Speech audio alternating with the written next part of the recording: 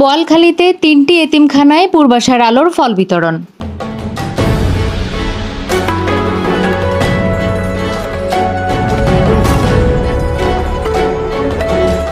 বোয়ালখালীতে সামাজিক সংগঠন পূর্বাশার আলোর পক্ষ থেকে ৩টি এতিমখানায় মৌসুমি ফল বিতরণ করা হয়েছে।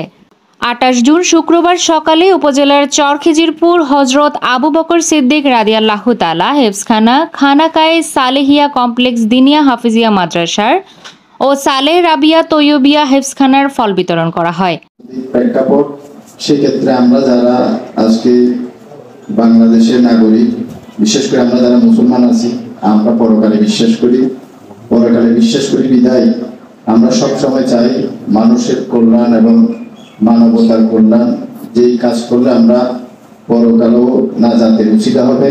আমরা সবসময় পূর্বাশা আলো দীর্ঘ 21টি বছর যাবৎ চট্টগ্রামের বিভিন্ন জায়গায় আমরা আমাদের এই শিশুদেরকে নিয়ে এবং মানবিক কাজগুলো করে যাই। তো তারই ধারাবাহিকতায় আগামীতে ইনশাআল্লাহ আমরা অনেক কাজ করব।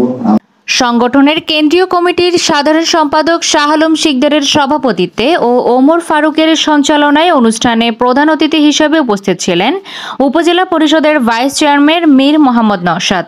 বিশেষ অতিথি ছিলেন চট্টগ্রাম ফলমন্ডি ব্যবসায়ী সমিতির সাবেক সাধারণ সম্পাদক হাজী মোহাম্মদ আলমগীর, চরখিজিরপুর ইউনিয়ন আওয়ামী লীগের সাধারণ সম্পাদক হাজী মোহাম্মদ সেলিম, সংগঠনের প্রতিষ্ঠাতা আতিকুর রহমান আতিক, দক্ষিণ জেলার সভাপতি মোহাম্মদ সেলিম, আলী আব্বাস, ফারুক আকাশ, মোহাম্মদ আলমগীর, আক্তার হোসেন, মাওলানা হাসানুল হক আল কাদেরি, মোহাম্মদ মহসিন, মোহাম্মদ নাসির উদ্দিন, মোহাম্মদ ইদ্রিস, শাহরিয়ার জয়, সৈয়দ আরমান, মাহবুব আলম, মোহাম্মদ ইদ্রিস সওদাগর, আব্দুল মান্নান রানা, আব্দুল গফুর, রিমানুল ইসলাম রিমন প্রমুখ।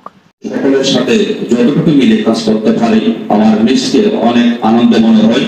কেন এই পূর্বাশা শুধুমাত্র মানুষের জন্য করে যায়, মানুষ থেকে নেওয়ার কোন উদ্দেশ্য কারো কাছে নাই। সেজন্য আমরা সকলের কাছে কৃতজ্ঞতা। এবং যারা এই পূর্বাশা নিয়ে দীর্ঘদিন ধরে কাজ করতেছে, যারা শুরু থেকে এবার পর্যন্ত আমাদের সাথে আছে, সকলকে আমার পূর্বাশা কেন্দ্রীয় কমিটির পক্ষ থেকে কৃতজ্ঞতা জানাচ্ছি। এ সময় বক্তারা বলেন, পূর্বাশার আলোর সূচনা লগ্ন থেকেই সমাজের অসহায় সুবিধা বঞ্চিত মানুষের পাশে থেকে কাজ করে যাচ্ছে। এই ধারাবাহিকতা আগামীতেও অব্যাহত থাকবে। অনুষ্ঠান আয়োজন করলাম, আমাদের সকল কিছু আপনি কবুল। সময়ের সাথে আমাদের চট্টলা।